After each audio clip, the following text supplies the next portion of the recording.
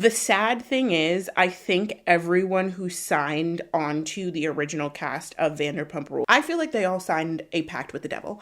A documentary about what happens when you grow up but never mature. Instead of hating on Janet, we should look at Janet as like manifestation, inspiration. Okay, she should be your inspiration for how to manifest the life of your dreams. She started out watching these shows at home in Ohio, and now she's the star of one of them. The problem is that Danny is groping people. And the problem is that he's getting so drunk that he can't remember groping people.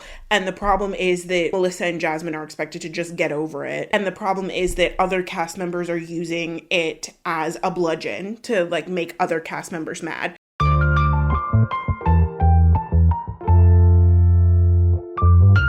Today, I need to talk about the Valley. This is some of the most like nothing but also upsetting reality TV that I've ever encountered in my life.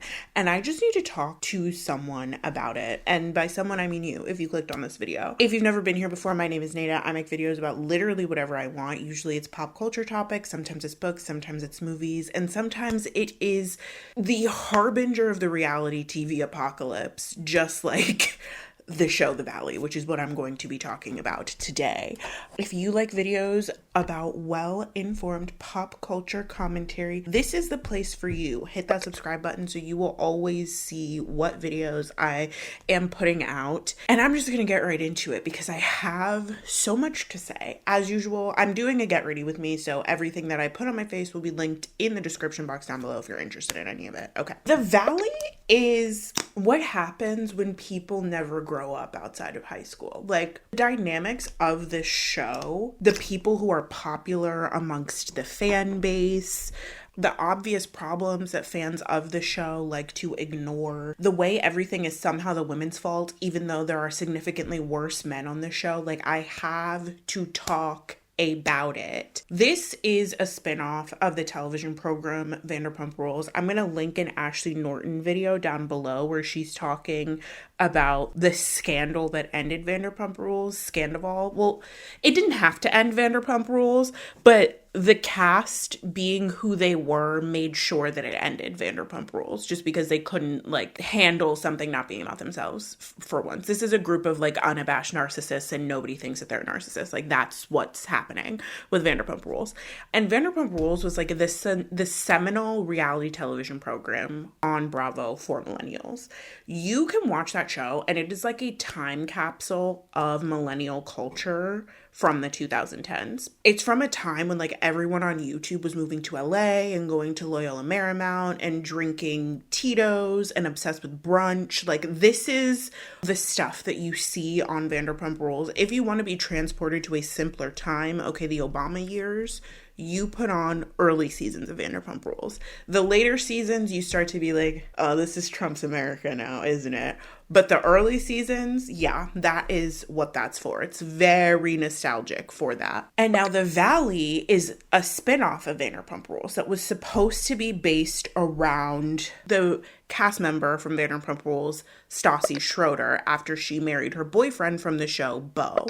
Her whole thing on the show, it's kind of an interesting story arc, Stassi, because she starts the show being the like queen bee. She's blonde, she's funny, but also like kind of mean, and everybody wants to or has dated her. And then as the show goes on, you realize like none of that equals clout, really. Or even though everybody likes her and she's hot and she's blonde and she got a chin implant so that her face would look normal, that's what she said, and she's like rich and she's from this rich family in Louisiana, she still doesn't have what a woman, even a millennial woman, even in Los Angeles, would need to be considered valuable, which is a man.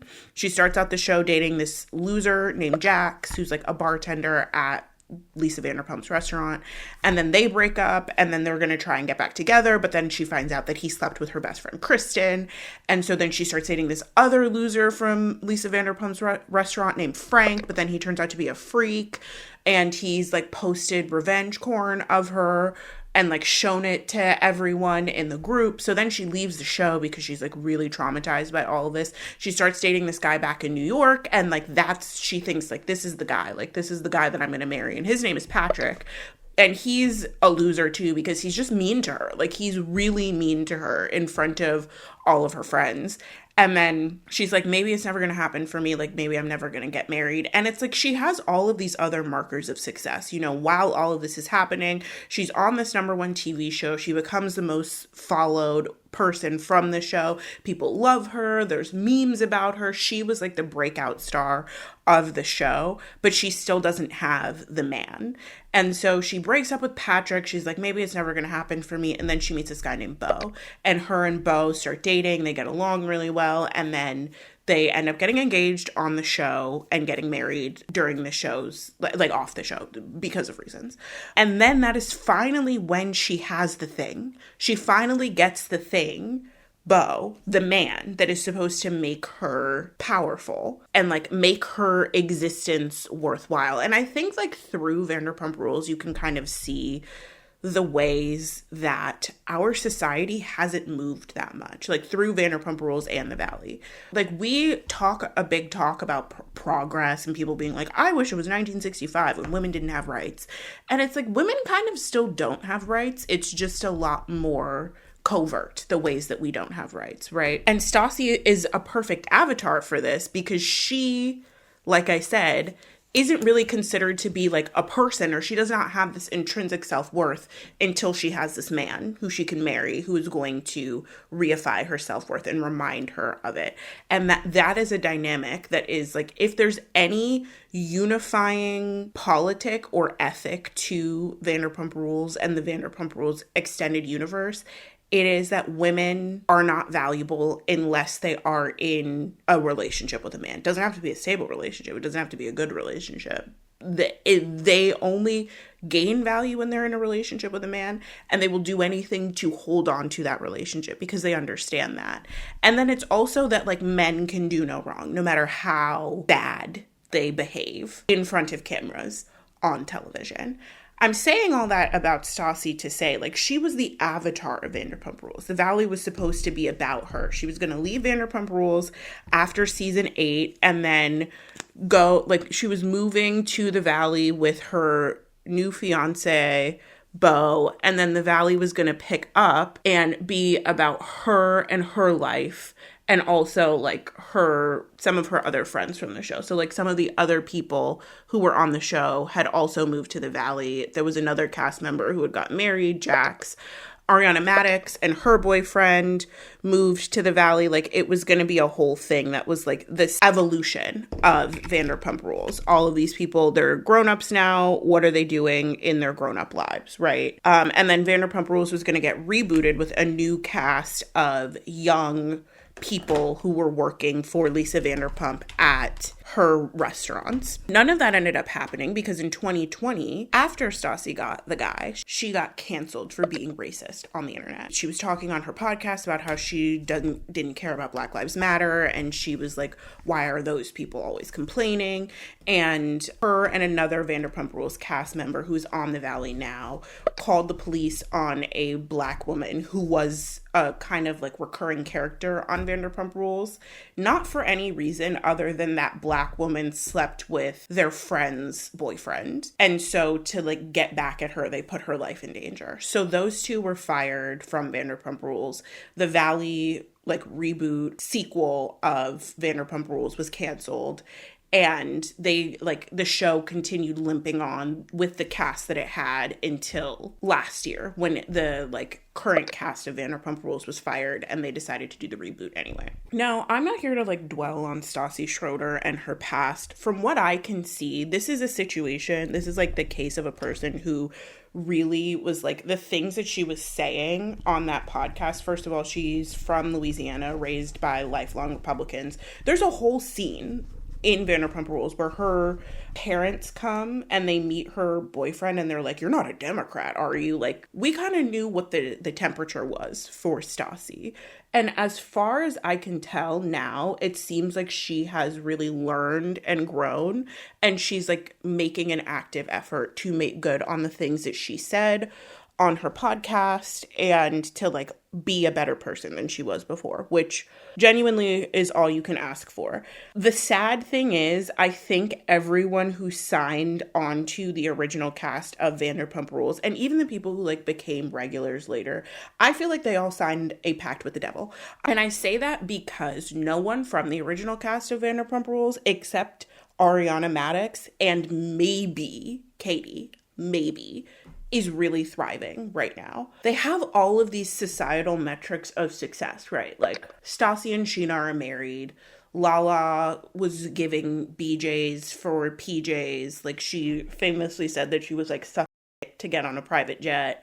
And she has these 2 kids and she has this big house in the valley. Or is it in Palm Springs? I don't give a fuck about Lala. Like I don't clock into what she does, so I don't know where she lives.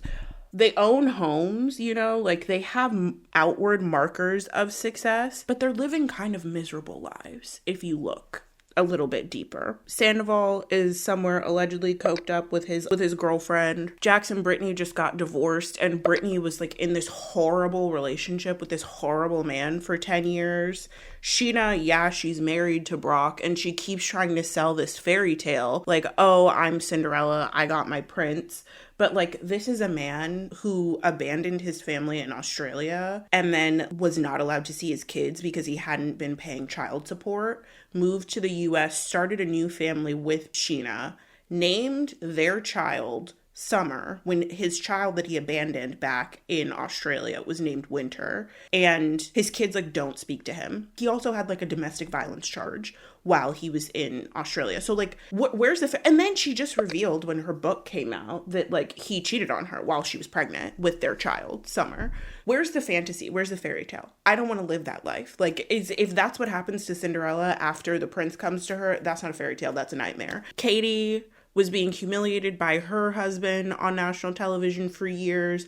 She finally divorced him in 2023, I think, continued to be humiliated by him on national television. And she had her little glow up, you know, everybody loved her in the last season of Vanderpump Rules that she was on.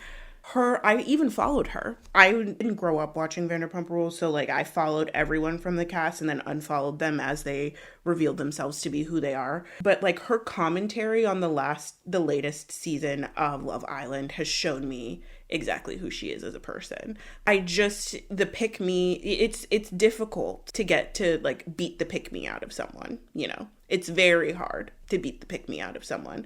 This is a lady who was calling people all types of bitches and hoes and whores on national television.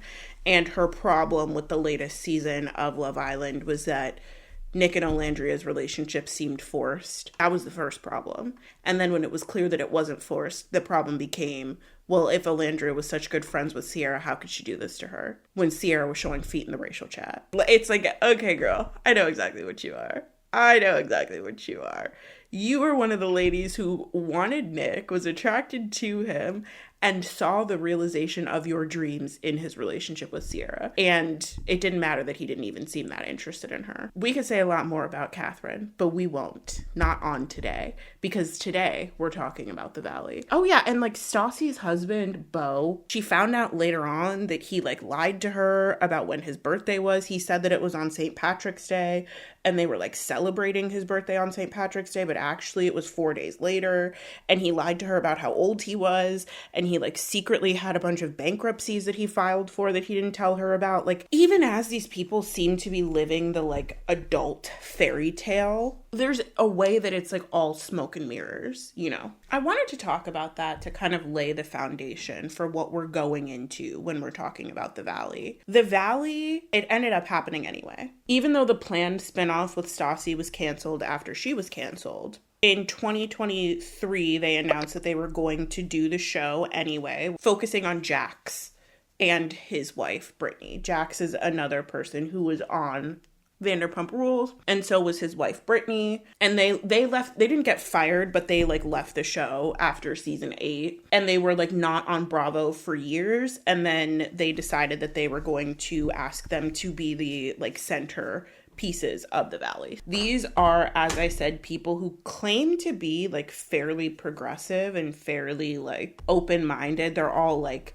we're LA transplants and we wanted to move here because we didn't want to be in like small town wherever the we came from, and we just love our new hometown. But then you look a little deeper and you like analyze the dynamics that play out on the show, and also think about like the Bravo fan base and like the expectations of the Bravo fan base, and you realize, oh no, you guys are kind of like all the worst, and also very like traditional, very conservative. So like what started as a show that was supposed to be about like these crazy guys who are graduating from their insane youth and young adulthood into like being middle-aged and grown up, became kind of a documentary about what happens when you grow up but never mature. So I'm going to introduce you to some of the characters, and we're mainly going to talk about season 2 of The Valley just because I don't super remember season 1.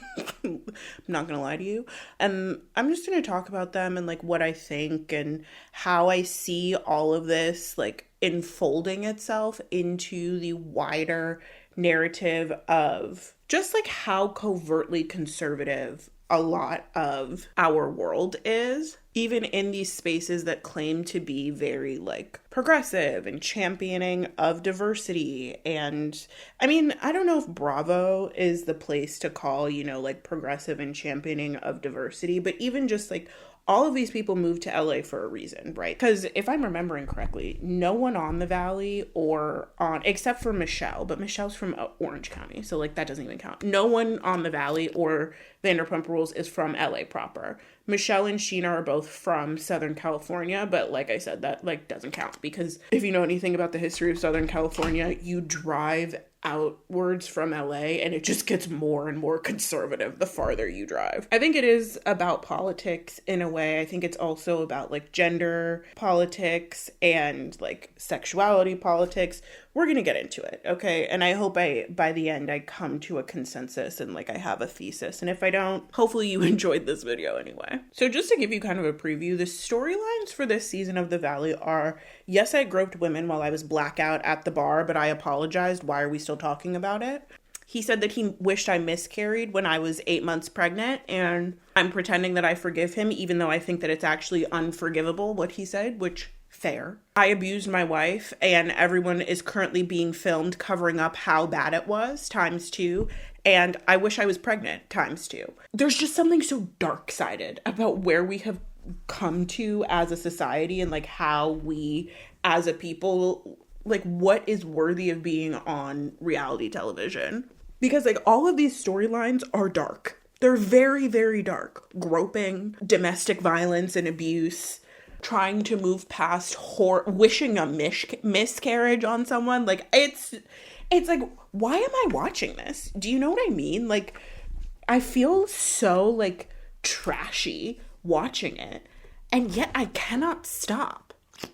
So we're going to take these storylines couple by couple. We're starting with, so kind of the nexus of the drama this season is about one couple in particular, Danny and Nia. Danny and Nia came out of last season smelling like roses because they didn't have any like super huge drama that happened on screen. Last season saw the dissolution of 2 marriages, so Michelle and Jesse ended up filing for divorce after the season aired, and Britney and Jax also filed for divorce after the season aired. Something about being on reality TV, it does put a lot of strain on relationships, but I think my conspiracy theory is that Michelle and Jesse were like not together and they just like pretended to be together so that they could still be included on the show. With Jax and Britney, the writing had been on the wall for years. Like it was not a good relationship. It was not going well. In terms of the like married couples on the show, Danny and Nia are the most aspirational. I mean, Nia is literally Miss America, like, or Miss USA. I don't remember which one. I'm so sorry. But like she literally won a pageant. Like she's gorgeous. Danny, of all the people on the show, like the thing about Vanderpump Rules and about The Valley is like all of these people are kind of like failed actors / models, or people who have aged out of modeling and the types of acting that they were doing, you know. And Danny is the only one who is recognizable for something that he was in, because he was on iCarly, and like there's a whole generation of people who are adults now who are like, wait, that guy looks familiar. And it's because he was on iCarly. And then also he's the only one of them who's like still working as an actor. He's a voice actor. He does like zombie noises and stuff, but like he's successful in that way, at least. Like he's the only one who hasn't like been forced to give up on his dream of being famous for the work that he does instead of being famous just for being famous. I think they have always been the aspirational couple in that sense, and they also, at least from season 1, seemed to have the most like functional, healthy marriage of all of the couples. Like they really liked each other. They're still attracted to each other. They are like their storylines too were like very wholesome as well. Because Nia's storyline last season was that she was struggling with postpartum depression. And Danny's storyline last season was that he was struggling with 3 under 3. Like that was the thing that he kept saying. 3 under 3, 3 under 3. They had 3 kids under the age of 3. And it was difficult for him to like be a dad to all of these 3 kids. And it is like he was dealing with like the overwhelm of being actually a present parent to his children. A lot of people in the audience really fell in love with Danny and Nia from season 1. And then we opened season 2 with the revelation that in between season 1 and season 2, Danny got blackout drunk at Jax's bar. Jax, like, the bar opening was a huge storyline for Jax last year, and he kept joking about how, like, bars end marriages, and it's like, bars don't end marriages. Hating your wife ends marriages. Like, I don't know what you were talking about. Like, yeah, Schwartz got divorced in the process of opening up his now defunct bar. Yeah, Sandoval and his girlfriend of 9 years broke up after he opened his now defunct bar. But those things didn't happen because of the bar. They happened because they hated their partners and got increasingly worse at hiding it. And that's literally the same thing that happened with Jax. Like, he hated Britney and got increasingly bad at hiding it. Jax has this bar that he spent the last season opening, and while Danny was at the bar, he got blackout drunk and groped the girlfriend of one of his fellow cast members, Melissa. So Melissa is dating Jasmine. Jasmine is, I think, queer. I don't know. She was on a season of The Bachelor, so she might be bisexual, but they're like 2 women in a relationship. Danny was drunk at the bar, and he went up to Jasmine, and he, I think, slapped her on the butt, but if he didn't, don't get me to lying. But he basically said to her, go get daddy a drink. And she was like, LOL, okay. And she went and got him a drink. She's better than me, because I would have been like, get the fuck out of my face. I've been like, who the fuck do you think you're talking to? But she went to go get him a drink, and then later on, he came up, and he was even drunker than he was before, and he grabbed her girlfriend's butt. And then they had to, like, he ended up getting thrown out of the bar, basically. Like, they had to call his wife, they had to do, and he was blackout drunk, as he says. He says he doesn't remember doing any of this. I don't know. If I did something bad when I was drunk, normally people tell me, and then I remember. Do you know what I mean? It's never like people tell me, and I'm like, who was that? Because it wasn't me. Like, I'm just like, oh yeah, I did say that, or I did do that. I'm so sorry. That is not an experience that I can personally relate to, but you know, I think it exists for a reason. You know, it happens to people. So he says that he was blackout. He doesn't remember any of it. And they had to call his wife to come get him. And then she had to tell him 2 days later what he did. This is kind of like, this thing that happened is kind of the, like, I don't know if MacGuffin is the right word. So it's not a MacGuffin, but it is kind of the, like, nexus point of the entire season that Danny did this thing. And it's something that everyone kind of uses to their own advantage for the rest of the season, which is dark because it's about someone getting assaulted. Someone who is actively currently on the show, who is filming scenes with these people, got assaulted, and everyone is talking about it or talking around it as if it is their own thing to discuss. That's the first sign we have that the, like, veneer that Danny and Nia put on is not as real as it seems. The thing about the Valley that frustrates me is that it's clear that all of these people are on Reddit. Like, all of these people are reading the Valley subreddit and coming up with, like, storylines and reactions to the season based off of what people on Reddit are saying. which is sad because people on Reddit are crazy. Like, Bravo fans, especially on Reddit, are so misogynistic, even and especially the women. They're so racist in the most covert ways. They're the worst. Like, Bravo fans on Reddit are absolutely the worst. So if everyone is getting their ideas about the show and how the show is going and how they need to be acting and what they need to be doing from Reddit, they're getting the worst possible ideas. So it seems like after the last season ended, people got on Reddit and they got the idea in their head that like Danny and Nia are too perfect, because there were discussions about this on Reddit at the end of last season of people going like, it seems like they're hiding things. It seems like there's stuff that they're like not comfortable showing.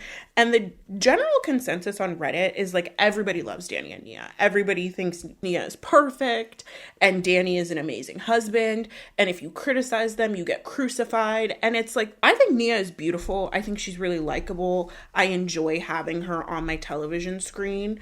But I think there are some cracks in her marriage that if you don't want them to be examined, you shouldn't be on a reality television show. But I think also, like, we're going to see some things if you're on reality television, right? We're going to see things about your marriage that might not be the most advantageous to the story that you want told about it. And there isn't really much you can do about that except stop being on the show. I like I said, I like Danny and Nia. I don't dislike them, but I disagree with the general fan consensus, which is that because Nia is beautiful and likable, and because Danny is a present father, then there can't possibly be anything wrong with their marriage. Or if you say anything bad about their marriage, then you are just as bad as someone like Jax or Janet, who is just like out to get them. To which I say, like, multiple things can be true at once. We are all adults with brains. But I think this also speaks to the insidiousness of the Bravo fan community in general. Like I said, the Bravo fan community tends to be very misogynistic and very racist. I think if Danny had done that to any other cast member, and this comes up in the second part of the season 2 reunion, like Jasmine says outright, she's like, I feel like if you had done that to anyone else on stage, it would have been a completely different situation. You would have apologized. You would have taken me out to dinner. You would have said, I can't believe that I did this. And throughout the season, it seems like Danny is tired of talking about it. Like Jasmine comes up to him while they're at a cast event. I think it's Britney's white party that kicks the season off. And she comes up to him and she's like, I want to talk about what happened at Halloween. And he's like, are we really doing this again? And it's clear that he's like, didn't want it brought to camera, didn't want to have the conversation anymore. Like, he was not interested in engaging. And as an audience member, it's like, yeah, we're really doing this again. You groped my girlfriend. Like, there's no excuse for that. And yes, I'm going to bring it to camera because it happened. And honestly, like, Jasmine she kind of needs a storyline. Not to say that the only reason that she cares is because she needs a storyline, but like, let's be 100% honest. Like, she needs something to be going on this camera to justify her presence on this show. It's like Danny is not really taking full responsibility for what he did, and Nia is kind of like running behind him as his fixer and his like PR person almost. And it just makes the whole thing seem super suspicious. The thing that's difficult about this situation and about this storyline is, like I said, it does really feel like cast members are coming or are like going on to Reddit and like looking for like fan reactions to the season and then basing their actions on the show off of how fans are reacting on Reddit. So like, instead of just like people actually being organically upset that one of their fellow cast members was violated in this way, it becomes Danny did this, Danny and Nia aren't that perfect, they're hiding stuff, you know. There's this whole scene where Britney is like crying because she's like, I'm showing my entire life on television, and meanwhile Nia's pretending that her husband isn't drunk. And it's like, the issue with Danny's drinking, I have so many problems with the way that the cast is bringing this up, because it's like, if this is your close friend like you claim that this is, instead of being like, I'm doing all of this and y'all are pretending like your life is perfect for the cameras, wouldn't you be like genuinely worried and come to them and be like, I've noticed that he's doing this, that he's acting in this way, he's done these things multiple times. As your friend, do you need help? Do you need support? Like, how can I be the best friend to the two of you possible? Like, is there something, stage an intervention, like do something, but instead they're turning it into a storyline of like, oh, Danny and Nia pretend to be so perfect, but they're not really. And it's like, okay, well, do you actually give a about them? Like, I don't know. Like, I feel like if you actually cared about them as people, you would be like worried about the fact that this man has drunken to excess multiple times. He's groping your mutual friends. He's hiding his drinking on camera. Like, it could have been addressed in a completely different way. But it feels like everyone, instead of being focused on what the real issue is you have a friend who might have a problem with alcohol. They're worried about like fan perception and how Danny and Nia always come off smelling like roses when everybody else looks bad on camera, and like how Danny and Nia are hiding things about their relationship and their relationship isn't as perfect as it seems, and all the fans love them and we are all getting hate from the fans and they should be getting hate too. When it's like, isn't this your friend? Like, shouldn't you be worried about one of your close girlfriends being in a potentially like toxic relationship? Shouldn't you be worried about one of your close guy friends like having a problem with alcohol that he's not fully addressing? That's the thing that has frustrated me about this storyline, is that it feels like the responses to it of turning it into a storyline are not 100% human, and they're not 100% like rooted in love and care. Because like, it is clear that Danny and Nia are hiding things. There's a whole scene where Nia is on a bus with the rest of the cast, are like on their way to Santa Barbara, and Danny is yelling at her or something, and she's like, that is not how you talk to your wife, Daniel, and she's like turning away and hiding from the camera.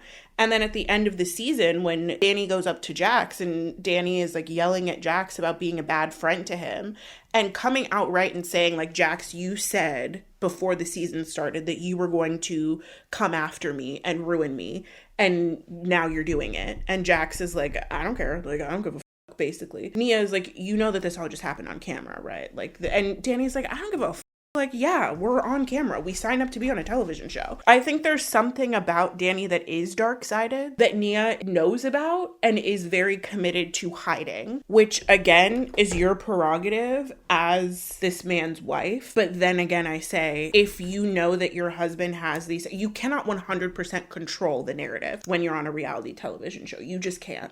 So if you know that your husband has these problems, maybe don't go sign up to go on a reality TV show, or maybe like leave after a certain period of time. They might need the money too, because they're like, they just bought a new house because they just had a fourth child. But it's like, you have to pick one. You can't manage your entire persona and how you show up in the world and like have such a tight lid and tight control over that, and at the same time be on this reality TV show, because you're getting filmed all the time. You don't have control over the edit. They're going to put in what they think is going to make the best episode and get the most engagement and get the most viewers. And if it is your husband chugging in a closet while everyone is on a trip to Santa Barbara, then that's what they're going to put in. If it is a discussion about how your husband groped two cast members over the break of the show, then that's what they're going to put in. You can't be mad at other people for bringing that up and having discussions about it when you signed up to be on a reality TV show. I think it's more appropriate to turn the conversation inward and be like, talk to your husband and be like, you know, we're on this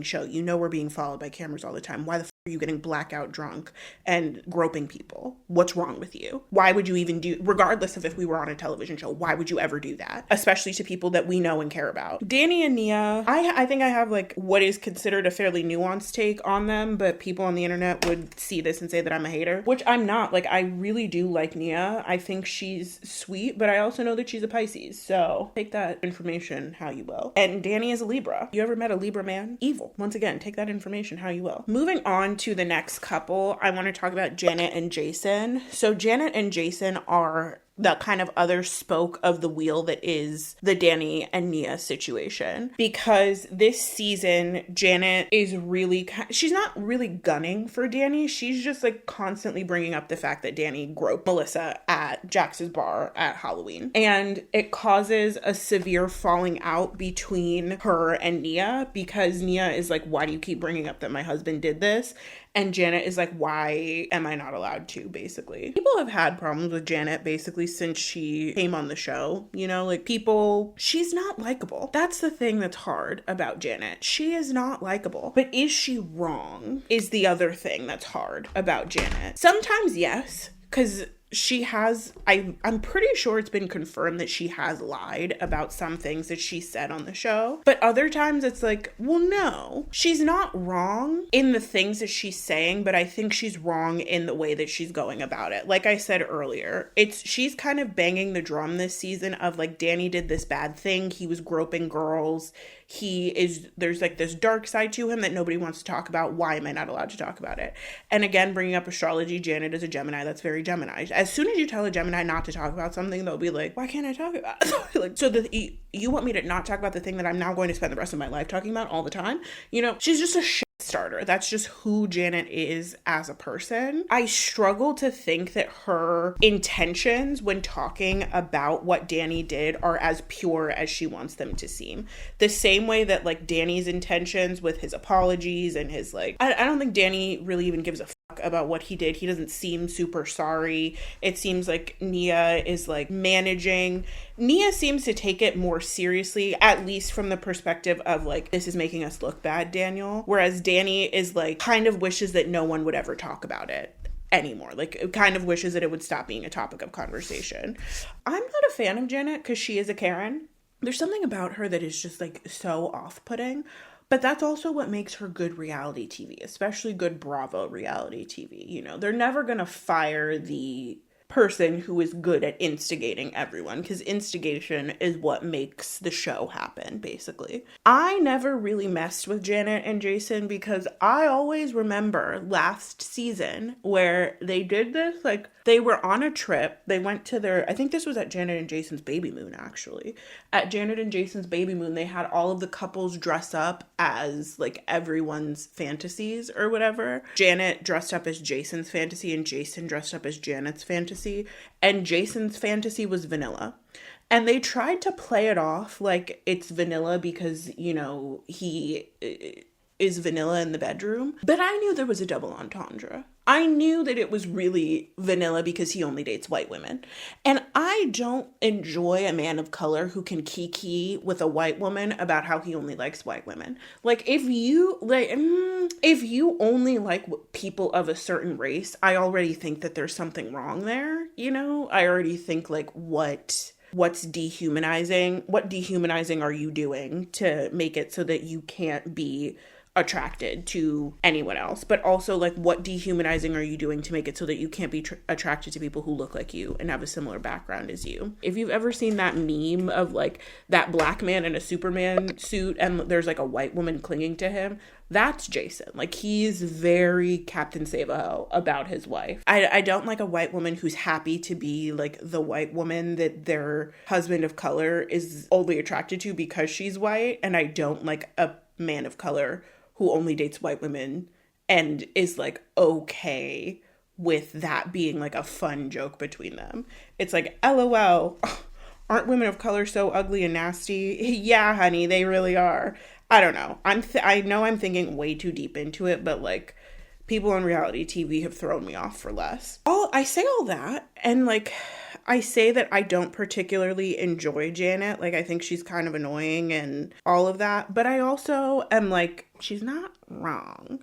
I think that Janet doesn't care that it happened as much as she cares that, like, this is a gotcha for Danny and Nia as a couple. Let's go through, because it's hard for me to remember what even was the nexus of Janet deciding that this was going to be the drum that she was banging this season. But as usual, it starts with Kristen. It doesn't exactly start with Kristen. It started somewhere else, but I don't remember where the somewhere else was. So if you know, let me know in the comments down below. But basically, like, Janet said something about Danny and Nia at a gathering that they had. And Kristen is like, well, if Janet wants to talk about Danny and Nia's marriage, let's talk about the fact that your husband, Jason, takes his ring off when he goes out to the bars. Like, I heard this rumor that he takes his ring off when he goes out to the bars. And Kristen started this rumor about Janet's marriage. So Janet continues to discuss the truth about Nia's marriage because it pisses Kristen off, because Kristen is Nia's bodyguard. Kristen is always like, that's one thing about her. She's like a ride or die for her friends. That's even why she got canceled in the first place, is because she called the police on Faith, who is the black woman who was on Vanderpump Rules previously, because Faith had slept with Britney's husband, and Britney is one of Kristen's best friends. And she was like, she saw it as like an eye for an eye and wasn't thinking about the racial implications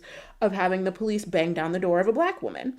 So Janet is continually talking about this, not because it's wrong, what Danny did, not because she's worried about him and his drinking problem, not because she wants to like defend Melissa and Jasmine, but because it pisses Kristen off. And I think that's the main issue that I personally have with Janet's role in this whole thing, is that like, you could have been on the right side of history. Like, you could have been a crusader for the truth. If I felt like she genuinely cared about what happened to Jasmine and Melissa, like how they were victimized by Danny, and how him and Nia seemed fine with just like sweeping it under the rug and never talking about it on camera, even though this is like a television program that you're on. If I felt like that was why she was talking about it, then I think I would like Janet a lot more. But it feels like she's literally just talking about it because it upsets Kristen, and she is annoyed with Kristen because Kristen brought this rumor about her husband to camera, which again, like, a hit dog gonna holler. If it's not true, it's not true. You know, if she brings to camera that Jason takes his ring off at the bars, and then literally everyone says that's not true, like, that's just a rumor that I heard somewhere, like, we don't think that that's real, and that also does not seem like something that Jason would do, then why are you so mad about it? Is the question that I have. Like, why does it upset her so much? And I think she gets a little vulnerable later in the season, and she says, like, it feels like confirming what I already think about myself deep down, which is that you're so good and kind and handsome, and I don't really deserve you. And so this rumor that he's like cheating on her and like going to the bars and picking up girls, like, it gets at a very real insecurity that Janet has, which is that she doesn't deserve her husband. I could get into that. I don't like to be mean to people on the internet, you know? So I'm not going to say that Janet's ugly. I don't think that she's ugly, but I think that, like, I'll say it like this. Do I think that they would be together if Jason did not have a white woman fetish? No, that's it. And she also probably knows that. There's a way that, like, I think the rumor opened the floodgates to Janet's deepest, darkest fears, but the emotional, like, honesty of that is never going to come through. Instead, it's just going to be like, well, I'm going to keep talking shit about Nia and Danny because it pisses off Kristen. And I find that to be very frustrating. And I think that's why I struggle with Janet, because like I said, she's good TV. Like, they'll probably never fire her unless the show gets canceled, because she gets under everyone's skin. Like, she annoys everyone, and she has this really good way of like bringing up the thing that people want to talk about the least at the most inopportune time, which makes good TV. But she's not like the most, there's something about her that does come across as fake. And Kristen said, and she was like, once we started filming The Valley, I couldn't figure out who Janet was anymore. She was like, that's not the person that I was friends with. It's like she's trying to kind of be the Stassi Schroeder and kind of be the Lala and kind of be the Sheena. She's like putting on this persona for being on TV that to me feels obvious, and I think the rest of the audience doesn't like her because it feels obvious to them too, but they're like couching it in this really misogynistic, almost acting like she's the worst thing about the show and she's the worst thing that could possibly have happened to the show, when we have the groper who's drinking in the closet secretly, and then Jax who's like abusing his wife, like Jesse who's like also abusing his wife, albeit more covertly. Like, there's worse people on the show, but all those people are men, so they're not gonna get nearly as much flack. And I think Janet like activates the part of people who they get mad when they feel like a woman has a quality of life, a type of lifestyle, or a relationship that they think that that woman doesn't deserve. So it's kind of like Madonna whore, where like Nia is the Madonna. She was Miss USA or Miss America. I don't remember. She's gorgeous. She does charity work. Her whole thing last season was postpartum depression and like bringing awareness to postpartum depression. She almost treats the show like it is an extension of her pageant platform. And she's in this like beautiful marriage. Or at least that's how she portrays it. She's in this beautiful marriage with a man who loves her, who's attracted to her, who supports her, who like his biggest flaw until this season was that he is exhausted of being a father. And I think part of the reason that so many people in the fandom ride or die for Nia is because they see Nia as having something that she deserves. She deserves to be in this beautiful marriage and to be on TV and to basically get the like fame and platform that she is getting and that she did get when she won Miss USA. That people don't think that Janet deserves it. People don't think that Janet deserves to be married to a sexy lawyer. They don't think that she deserves to be on TV. They don't think that she deserves any of the stuff that she has, which like, okay, I mean, that's your opinion. And it's I think solely because Janet is annoying, not because of any of the things that are actually wrong about her. Like, she did that whole, like, white woman scared thing with Jasmine when she was the one who, like, confronted Jasmine and tried to, like, make a problem with Jasmine about the fact that Jasmine was the source of the rumor that Jason takes his ring off at bars. Like, that is very Karen-y. Like, that's a reason to dislike Janet. The fact that she's kikiing with her husband about how he only dates white women, that's a reason to dislike Janet. Her bringing up the fact that Danny groped a woman at a bar is not a reason to dislike Janet. Her doing it as a gotcha to Kristen instead of because she has actual concerns about her friend and her friend's husband, yeah, that's a reason to dislike Janet. But people don't dislike her because of good reasons. They dislike her because they think that she's living a life and she has a level of access they don't think she deserves and that they wish that they had personally. I mean, I think it's the same reason that so much of the fandom hated Lala for so long. It's the same reason that so much of the fandom hated Britney for so long.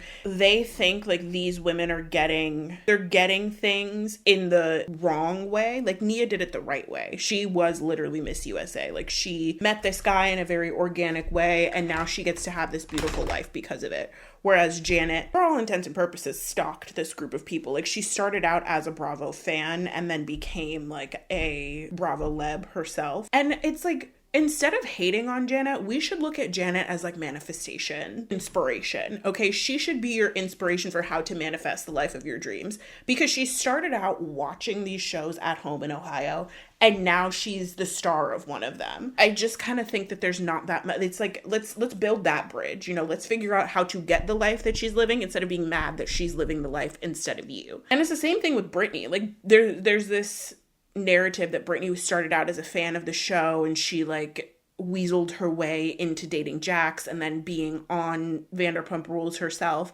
And it's like, I think when people get mad about stuff like that, it's more so that they're mad that they didn't think of it or that they're mad that they weren't hot enough to do it themselves when, like, you could just do it, you know? Like, Janet was married, she got divorced, she moved to LA, and then she, like, found Sheena and made friends with Sheena because Sheena's a weak link and all you really have to do is like be nice to her and praise her and then she'll be friends with you. And then she was introduced to all of these other people. So like, I don't think it's that hard. Like, I think you can do it. I think being mad at Janet is not the, it's not the slay that you think it is. I don't like Jason personally because of the reasons that I said earlier. I usually appreciate a man who's gonna ride for his wife, but he annoys me deeply. Yeah, I don't like him. That's all I have to say about Jason, really. He's kind of irrelevant. The only reason he's on the show is because he's married to Janet. And I think Jason is the worst type of Bravo man, which is like, he is a quote-unquote real friend to Jax. You know, he's the one who dropped Jax off at rehab. And he, like, whenever Jax is, like, being a shit on the reunion or throughout the season, really, Jason is right there to be like, you know, he did this and he's been through this. Jason says during one of the second part of the reunion, you know, well, he was on coke for 20 years, so maybe it's going to take time for his body to get used to being off of it. But, like, Jason is an enabler. He is an enabler. He's enabling his wife's bad behavior because, like I said, she is bringing this up not in good faith, in bad faith. So he's enabling her, like, bad faith attacks on Nia and Danny, even though she's doing it just because she's mad at someone else. Like, he could have a real conversation with her about it and, like, really introspect, but he's just being like, everybody leave Janet alone. Everybody's blaming Janet for all of these things, when really it's your fault. And it's like, great, say that in public, but like have a real conversation with her in private about how the way that she's behaving is like what are you really upset about, you know? And he enables Jax and Jax's bad behavior because he is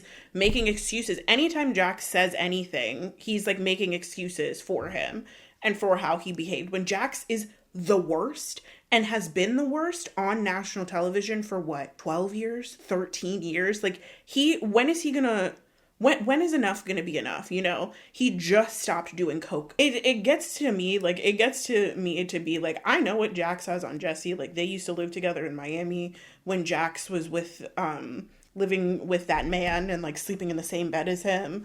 Like, it's clear that Jax has something on Jesse, and that's why Jesse is so loyal to him.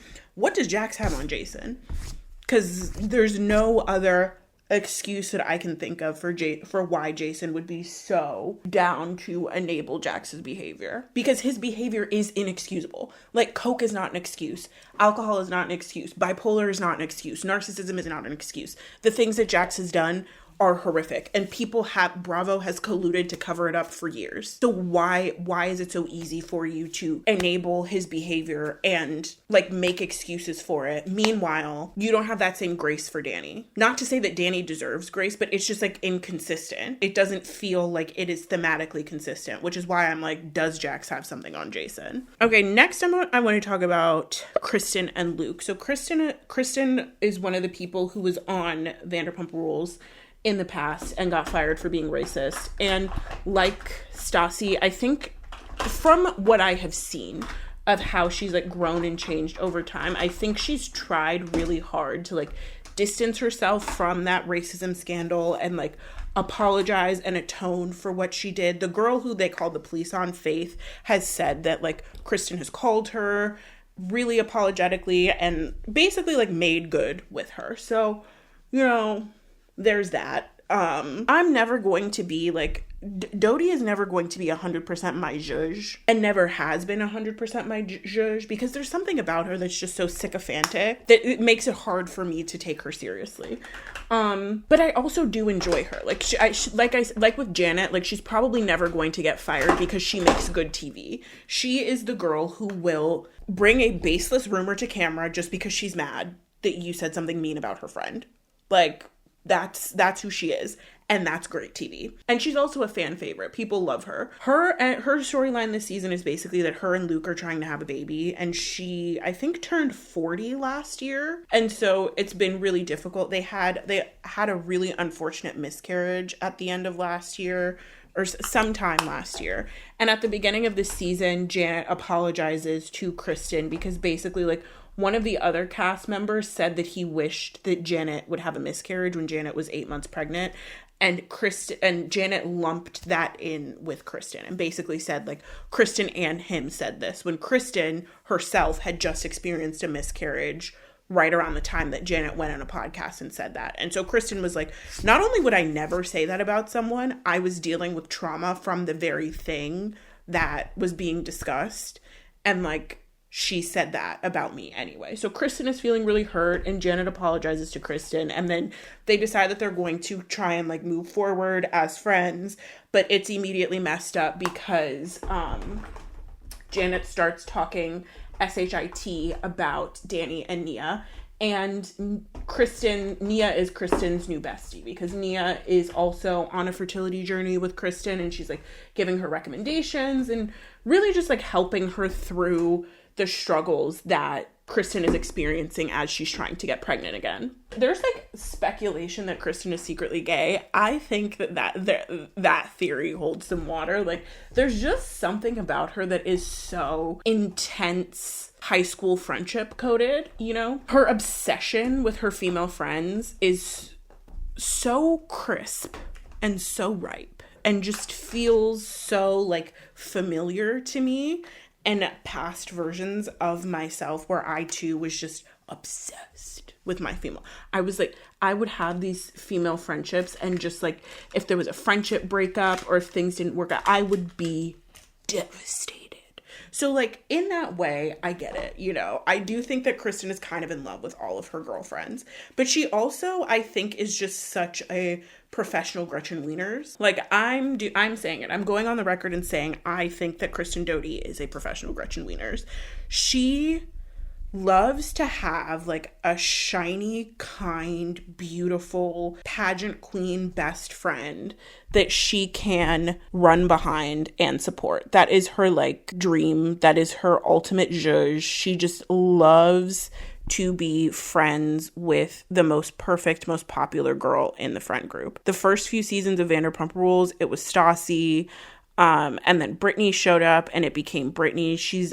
The way that Kristen is obsessed with Britney on Vanderpump Rules needs to be studied. And there was that rumor that Jax himself started. Imagine your boyfriend starting a rumor about you. It's demonic.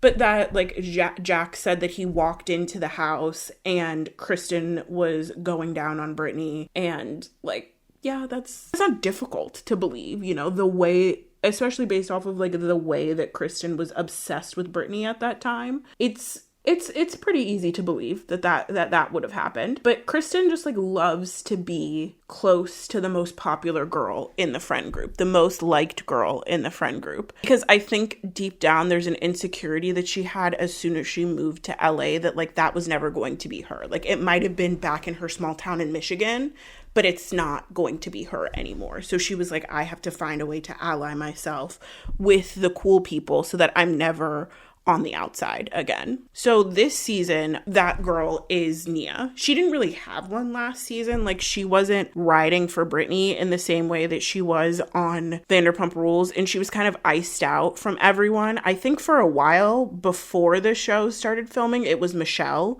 that she was obsessed with and like really close friends with. And then they had their falling out during the season because Kristen was airing out Michelle's dirty laundry and said...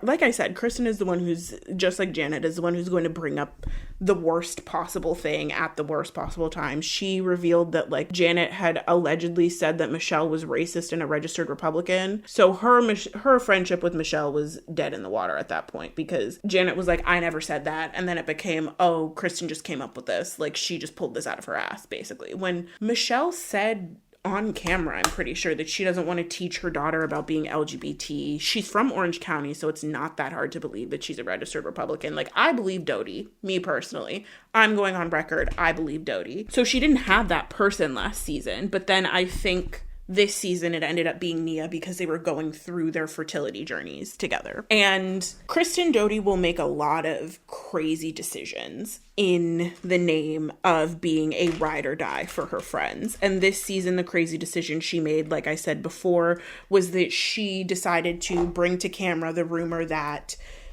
what's his name? He's so forgettable, that Jason was going to bars and taking off his wedding ring to try and pick up girls. And basically as soon as she said it, she was like, I know that's not true. Like, he doesn't do that. I just said that. No one believed it.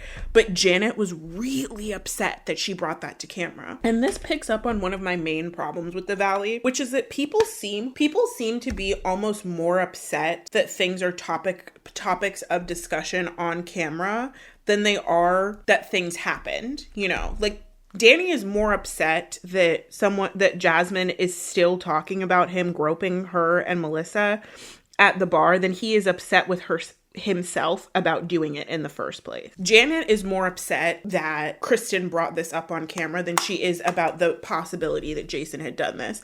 And it's like the fact, if it's a situation where everyone is saying almost immediately, yeah, no, that never happened. Like, we didn't believe that. And Kristen herself says, I just said it to start shit. Like, I don't actually believe that that's true. I don't understand why Janet is, well, I do, because I just talked about it. Like, it's a deep insecurity that she has, but it's like, you have to let go. Like, you know that it's not true. Everybody knows that it's not true. Like I said before, a hit dog gon' holler. Like, you are making it more of a thing by being so upset that it was brought to camera than you would if you would just be like, oh my God, that's so Kristen. Like, that's not true.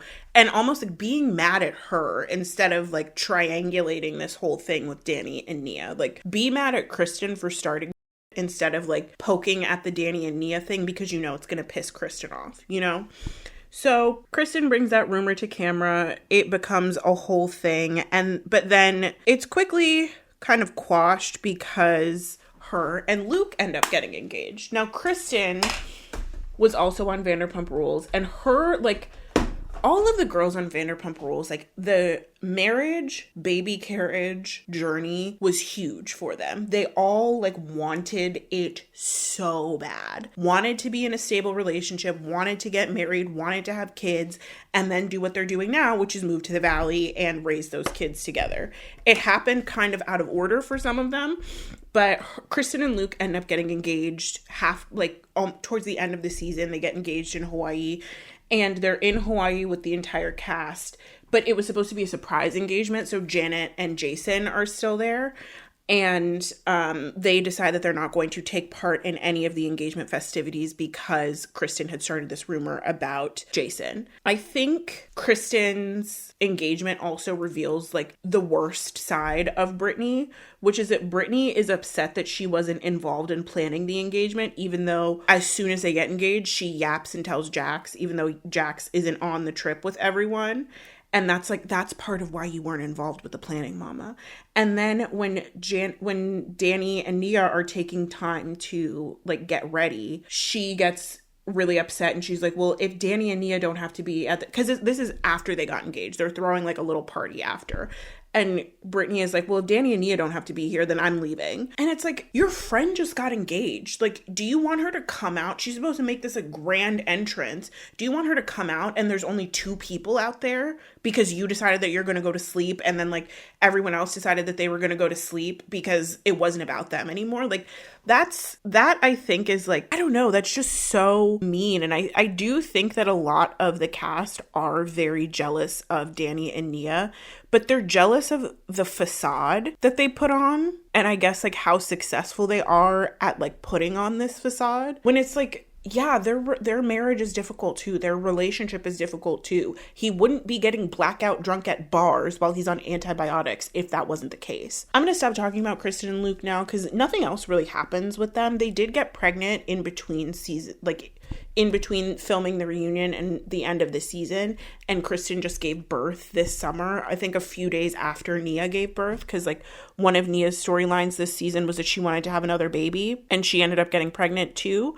So they're, like, bosom buddies in that way. But I just wanted to talk about the fact that I do think that Kristen has this tendency of just, like, really picking the most popular girl in the group and then, like, attaching herself by hook or by crook. Like, you will not get her away from that girl. And I think that there are some latent bisexual tendencies. That's, in my opinion, allegedly.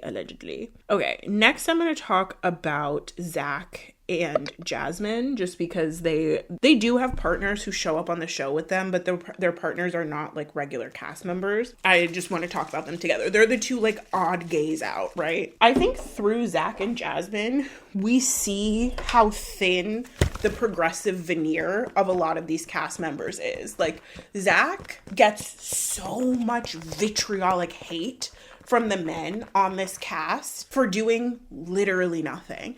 And then also, like, his alleged best friend, Britney, is so sometimey with him that it's like, do you even like this guy? Like, they've known each other for 17 years, almost half of their lives. And it's like, do you even like this man at all? At the end of last season, the final filming day, Zach got really drunk and he got mad at Janet. And he said at Jax's bar, like, I hope that she miscarries when she was 8 months pregnant. And that's why Janet hates him, basically.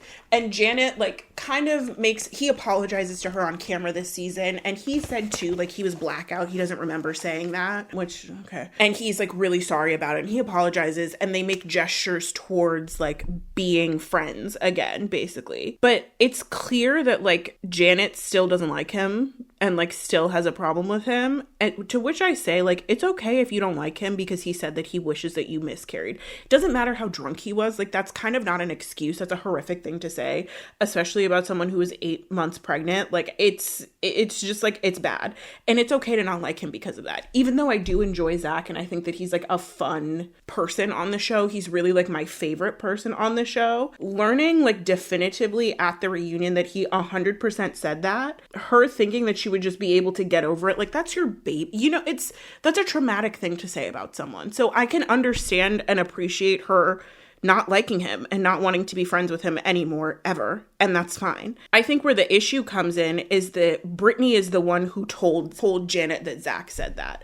Britney, his alleged like college best friend, they've known each other for years. She like ran to Janet and told her what Zach had said almost immediately after he said it, to which I am like, I think if it was me, I wouldn't have said anything to the pregnant woman because she's actively pregnant, but I would be seriously checking my friend. I just don't think that that's a good thing to say to someone who's heavily pregnant, personally, especially like, I don't know. I just think, I think that she was wrong to do that, honestly, especially since the person who did it is like one of her closest friends. And it's like, I mean, I guess if she was planning on distancing herself from him, she would have to explain why. But like, she didn't really. Like, there's still, I don't know. I feel really weird about it. And I do think that Zach is right to be upset with Britney for not being like a good and loyal friend to him. Britney is a much more loyal friend to Janet than she is to Zach or even to Kristen. You see that in how, like, when Janet is talking about Zach and Kristen, Brittany's like, oh, but then when Zach is talking shit about Janet or Kristen is talking shit about Janet, Brittany's like, don't say that, stop. She's always checking them, but she's never checking Janet. And I wonder what the reason for that is exactly. The thing that Zach said was horrific. And also, that's supposed to be your best friend of however many years. Like, I think you can have your own process with him about it. I just think it's kind of weird that she went and told Janet. And then to see the way that she treats him throughout the season, it's almost like she has this, like, secret, not so secret disdain for him that he's picking up on. Like, he realizes that it's happening, but she wants everyone to pretend that it isn't.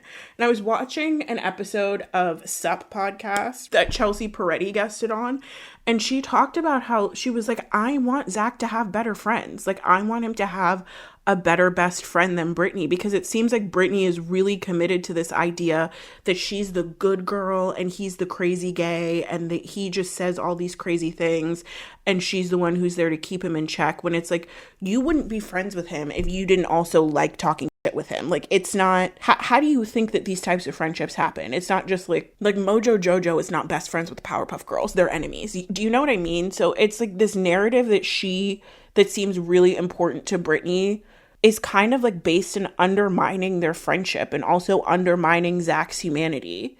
And I think a similar thing happens with Jasmine. Like, Jasmine barely has a storyline this season, right? Like, her storyline is that Danny groped Melissa at the bar, and her grappling with the fact that Nia seems to be continuing to kind of like sweep up after Danny and like make his bad behavior go away. And Jasmine is the only person on the show this season who I think has a right to be really upset about that situation. Jasmine and like maybe Nia, because it's her husband who was doing it, you know, like, I don't think that like it's right for Janet to be like, I don't think that it was right for Janet to try and make that a part of her storyline. And I don't think that it was right for Kristen to try and minimize it the way that she did in support of Danny and Nia. I just think the whole thing is nasty. And I really think that like Jasmine could have done more with it. She could have been more upset about it. And she could have done the thing that I've been talking about of like going to Nia and having an on-camera conversation with her and being like, look, I love you. I love Danny. I'm really concerned about this thing that he did to me and my girlfriend. And this is why I feel this way about it. Do you want help? Like, is there something going on that we can have a discussion about? But that doesn't end up happening, really. And Jasmine doesn't really end up having, like, a storyline of her own outside of this whole dark side Danny thing. I mean, in the last episode, she shows Danny and Nia a house because she's a realtor, I guess, which I didn't know, but I guess now we know that she's a realtor. I feel like every person on reality TV is a realtor. And then there's, like, one episode where her and Melissa are in Hawaii with everyone for Kristen and Luke's engagement trip. And Janet is bringing up the situation on the boat during the engagement trip. And Melissa is like, can we stop talking about this, please? Like, Melissa doesn't want to have a conversation about it anymore. She doesn't want it to be on camera anymore. She's the one who it happened to, and she's uncomfortable with the way that everybody is talking about it. So, like, it should have stopped right there. I think, like Jasmine said at the reunion, like part 2 of the reunion, part of the reason that it wasn't taken seriously by Danny and that he doesn't seem to be that sorry about it is because there's not that much respect for her relationship as a queer woman, especially not as a Black woman. Like, if he had groped Janet or if he had groped Britney when Britney was still with Jax, there would have been profuse apologies, taking Jax out to dinner, apologizing to Britney, bringing flowers over to the house. Like, there's just a level of respect that comes when there's a heterosexual relationship that, like, if he had groped one of his heterosexual friends' wives or girlfriends, I do really think, like, he would have been so much more sorry about it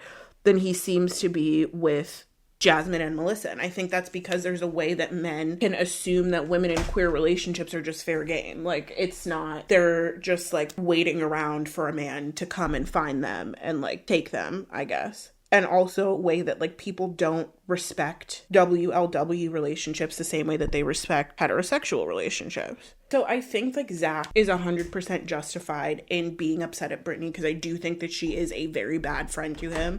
And I also think that Jasmine is 100% justified in being kind of skeptical to Danny because he did grope her girlfriend. We're spending all of this time playing telephone about what Janet may or may not have said about Danny and Nia and why Danny and Nia are so upset about that and what Danny and Nia are hiding, when we could just, like, attack this head on and, like, have a real, honest, human, loving, caring, friendship-based conversation. But no one's interested in doing any of that. Everybody just wants to, like, talk around the issue and dance around the issue and be mad at people who aren't involved, when, like, the problem is that Danny is groping people. And the problem is that he's getting so drunk that he can't remember groping people.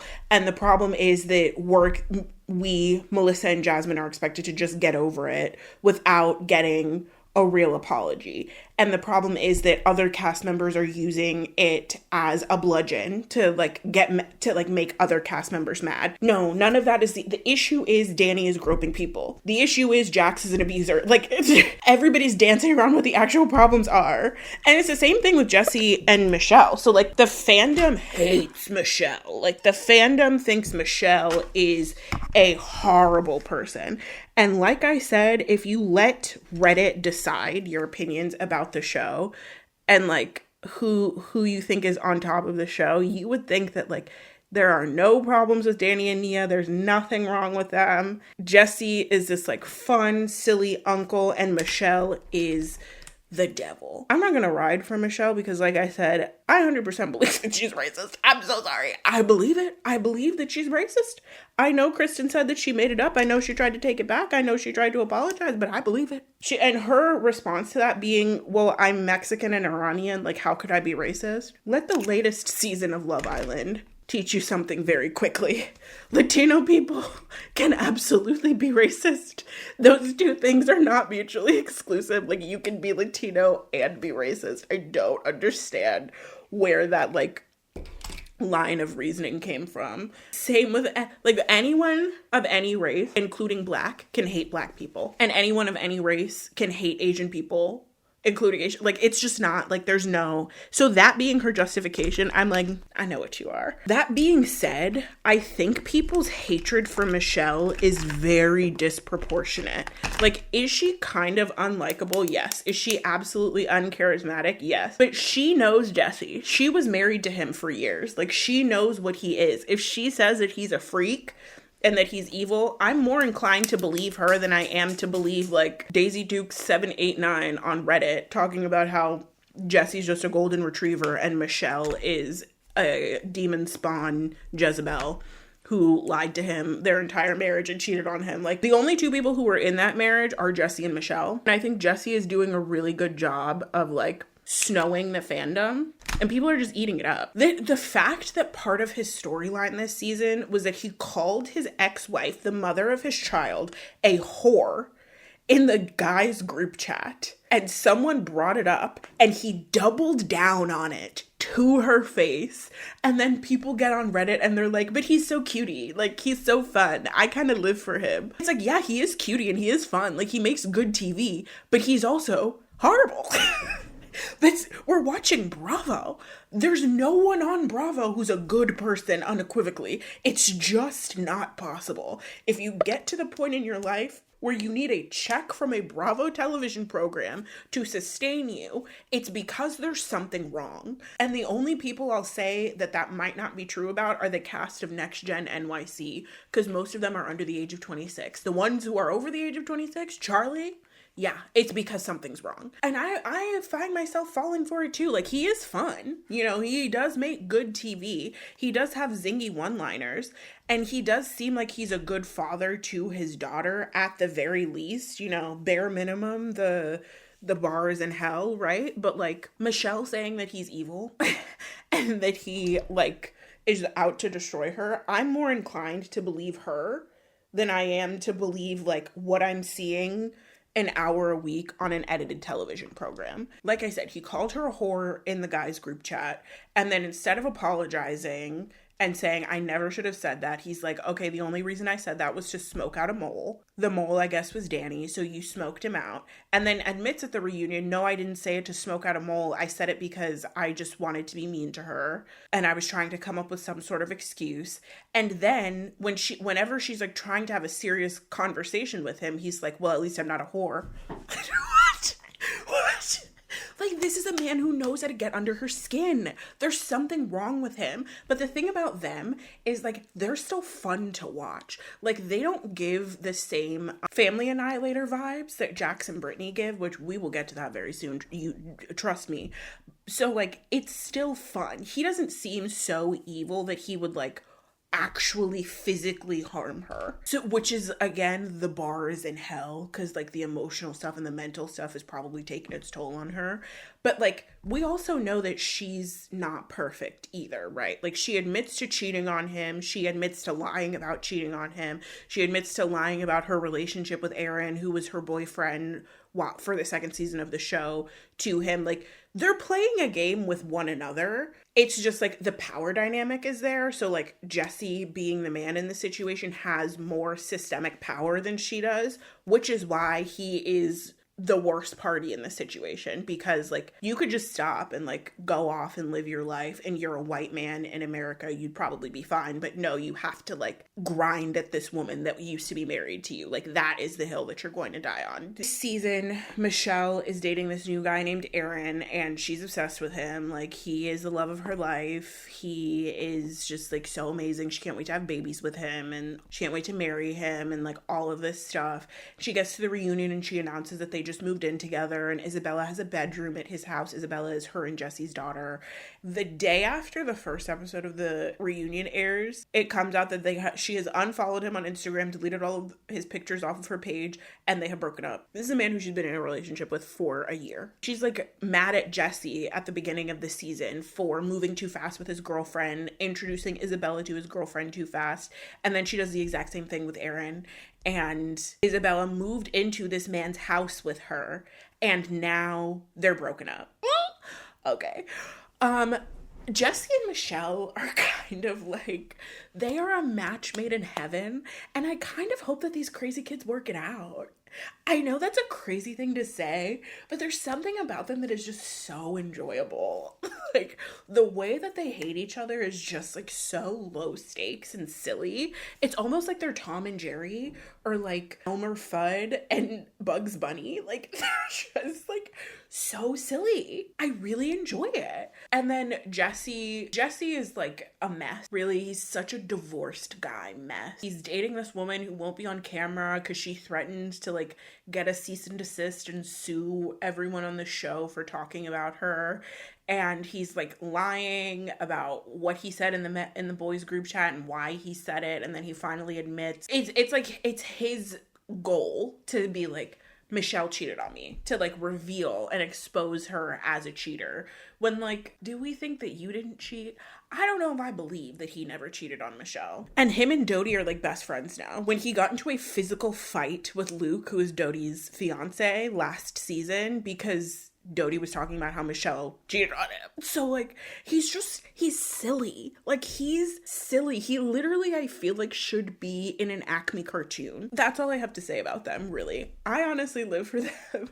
I know Michelle is, like, very uncharismatic, but I love her. Like, I love watching her on TV because she's so, like, I'm like, I don't think you know the impact that you're having. Like, I think you think you're doing one thing and actually it's the opposite. She's so bad at getting him, but she's so, like, clear. It's so clearly important to her that she does. Like, she is Elmer Fudd and he is Bugs Bunny, or she is Tom and he is Jerry. Like, it's so important for her to nail him, and she just can't do it. And that's what makes them so compelling. The final couple that we were talking about is Britney and Jax. Britney and Jax bring up every red flag. They scare me. I'm worried for her genuinely, especially since Jax just left the show. He lost his bar. He's not allowed to see his son, or like his son only comes over sporadically. Like, he's basically lost everything, and a narcissist who has lost everything is the scariest person on the planet. They come into the season, they're in their divorce proceedings. She hasn't filed yet when the season starts, and he has to go to rehab because in between the seasons, like right before they started shooting, he threw a coffee table at her because she was dating his best friend, Julian. I made a vertical video about this that I will link down below. He wasn't mad at her for dating Julian. He was mad at her for cucking him with a black man. Like, he has very, like, racist overtones in his whole energy. And he even says, like, on part 2 of the reunion, I was never Britney's type. She was never interested in me. All her friends back in Kentucky say that, like, she was never her type. He makes this, like, snide remark about how she would be in Kentucky somewhere dating a basketball player. Like, he recognizes and understands that Britney has always been into black guys. And I think he felt like he had won something by sealing her away from the black guy that she was dating before she went on the show, because she cheated on her ex-boyfriend from Kentucky with Jax and then started dating Jax. And then when she broke up with him and started again dating almost exclusively black men, I think his ego was hurt.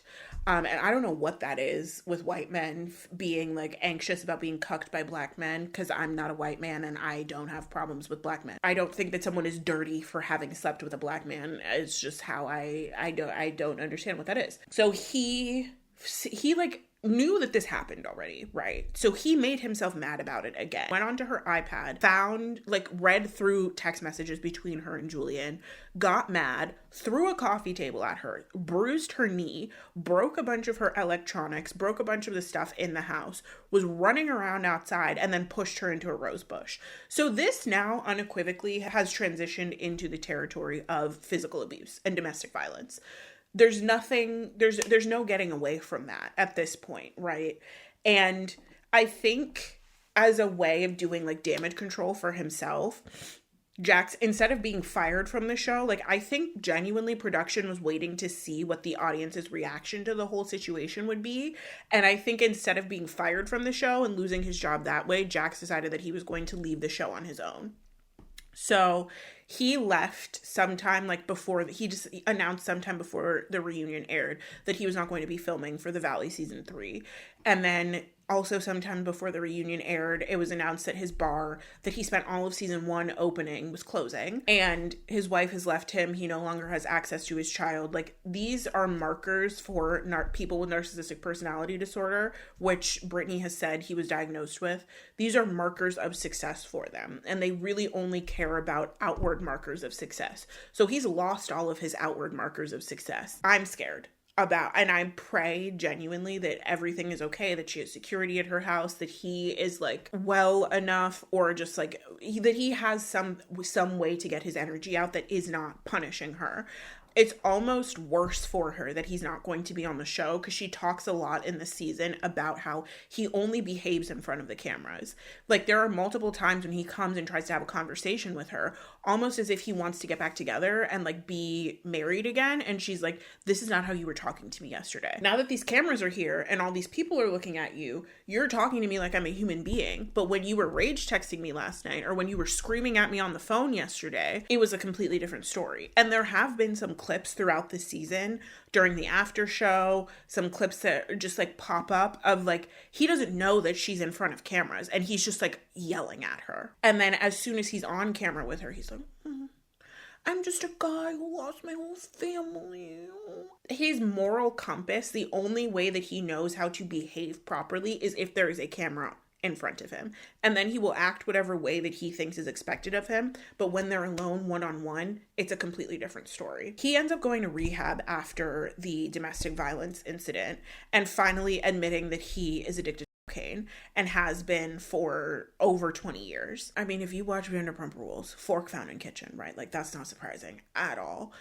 But what is surprising is, well, actually, this is not surprising. He gets out of rehab and he's basically exactly the same. I don't even know what the hell type of rehab he went to, because apparently he was like going home and getting stuff from the house, and he was like calling Britney. He would be in therapy for 7 hours, call Britney and scream at her, or pick up the phone and rage text her and yell at her for ruining his life. Go back to therapy for another 7 hours, and then do the same thing over and over again every day for what, like 30 days? Difficult to believe that he's made any progress or that anything has changed, because the behavior is so consistent with what it was before. So he goes to rehab. He's feeling like he's being iced out of the group. He's being like left out, all of this stuff. And I guess his decision to deal with that was that he was going to destroy Danny and Nia. Like, somehow it's their fault. I don't know exactly. Like, I don't fully understand the inner workings of that man's brain. I don't think that anybody does. But he, like, has this conflict with Danny because Danny said that at the beginning of the season, he said in so many words to him, like, I'm going to get you. I'm coming after you. I'm going to expose you and your wife for what you really are. And it's like he's constantly externalizing all of the problems that he has. The thing that I'm really proud of Britney for is standing on business. Like, she could have fallen for it at any point when he was trying to get her back and like do it. Because you see him do this during season 4, right? Was that season 4 or season 6 of Vanderpump Rules, when he cheated on her with Faith? He cheats on her. It comes out at Sheena's birthday party and she's devastated and heartbroken and screaming at him. And she goes back home to Kentucky and she sleeps with her ex-boyfriend. But then he's like, I'm going to try and work on this. He's like self-producing this storyline.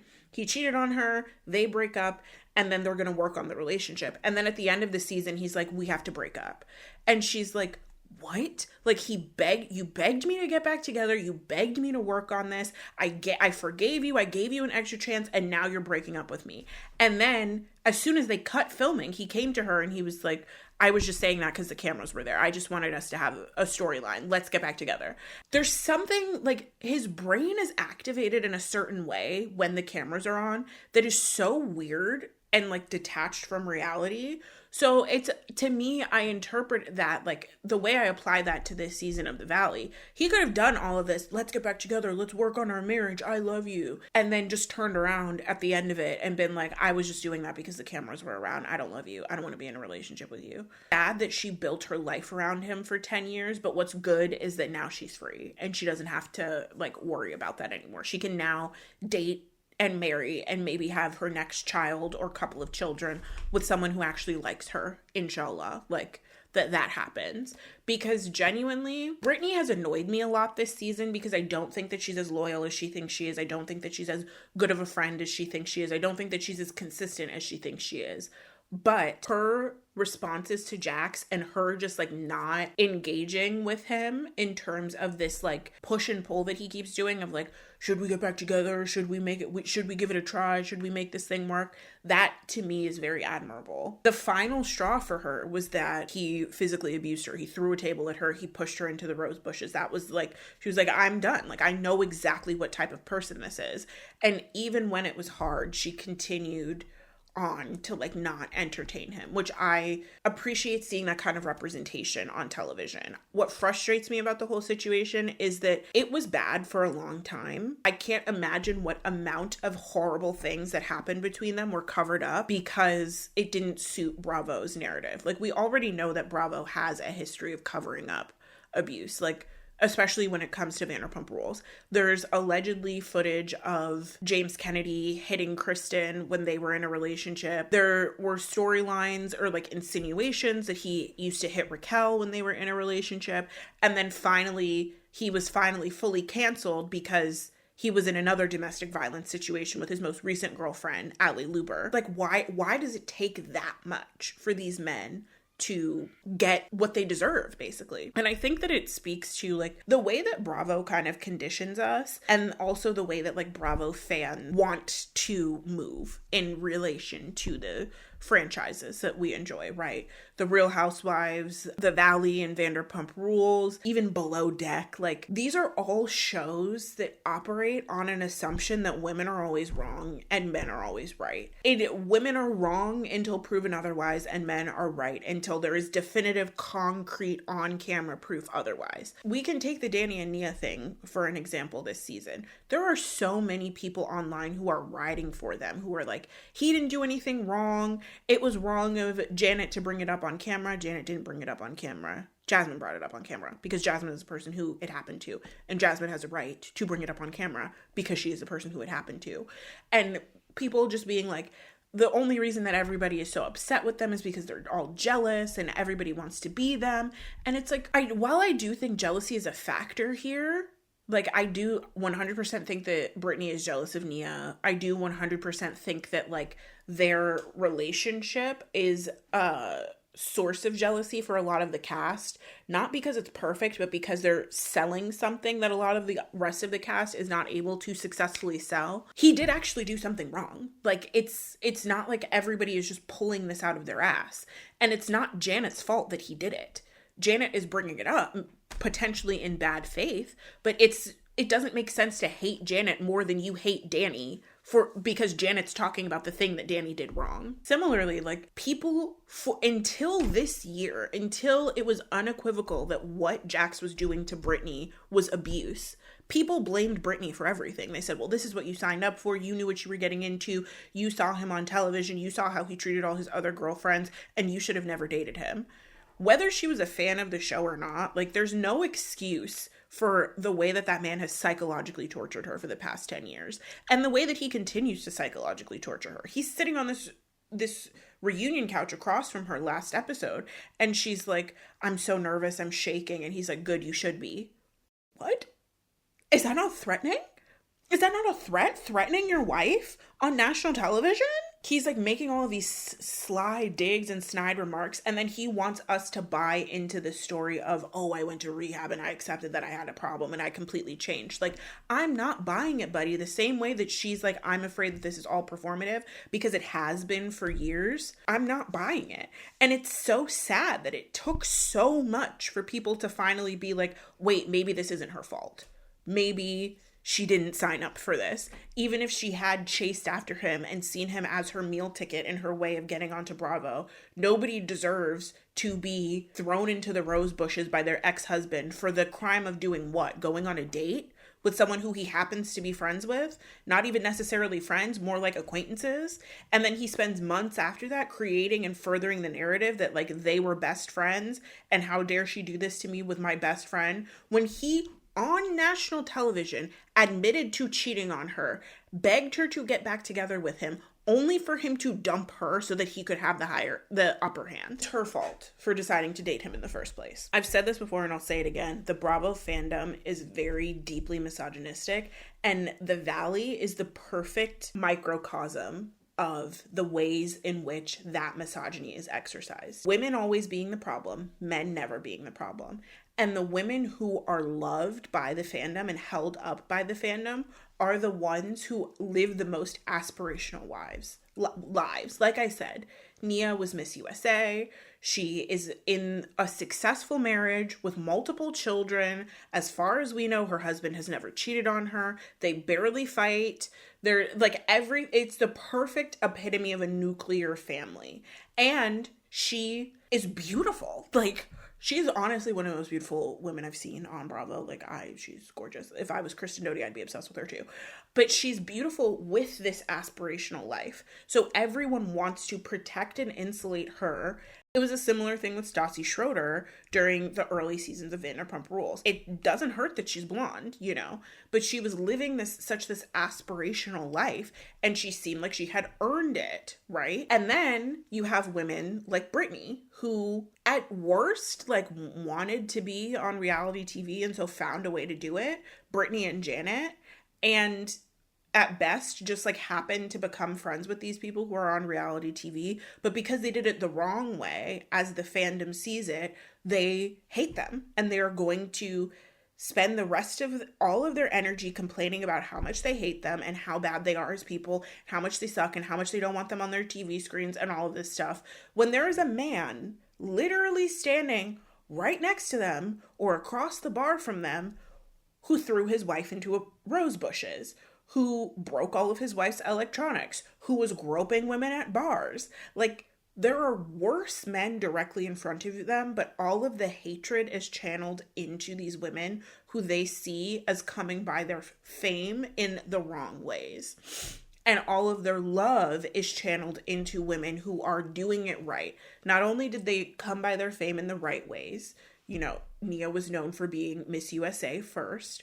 or if she had like started on the show in some other way, not just like by being a friend of or by being attached to and hanging around all of these people, if they had like cast her for the show just because they liked her, like they did with Stassi or with Kristen, then that's like coming by it in the right way. And then she has the double effect of being in a successful marriage and creating and doing whatever she can to protect a beautiful nuclear family.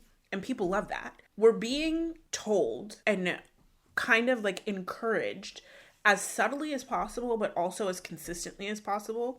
Being a woman is bad, but if you have to be a woman, the type of woman that you should be is someone like Nia, who has a man, who has children, and who'll do anything to protect them. And the type of woman that you don't want to be is a woman like Janet, who while she might have a man, she's not really in his league. And while she might have children, she decided to have those children late. And she's spending way too much time worried about other people's relationships when she should be worried about the fact that her husband might take his ring off when he goes to bars. Like, do you kind of see what I'm trying to say? I feel like the Valley is like the worst possible outcome of reality TV. Like, we're getting the reality TV shows that come out are becoming like worse and worse. Like, soon Nick Viall's like age gap reality TV show is gonna come out where it's a bunch of young women and old men. And then the like virginity TV show, reality show that's gonna come out. And then we have this where the drama is not that people are abusive or were abusive or did things bad, but that people talked about the fact that those people did things wrong. And somehow it's a woman's fault, even when the person who perpetuated the deeds is a man. There's just something so dark about it. And I had to talk about it. That's it. That's all I have to say about the Valley. Thank you so much for watching this video. I wish I had a more concise thesis. I don't. But if you can figure out what it was, if you saw a through line in all of that, let me know in the comments down below. I am going to go take a break and then film a second video. So I will be seeing you in this outfit again very soon. But again, if you like this video, please give it a big thumbs up. That really does help me to find other people who might be interested in my channel. And don't forget to subscribe to this channel.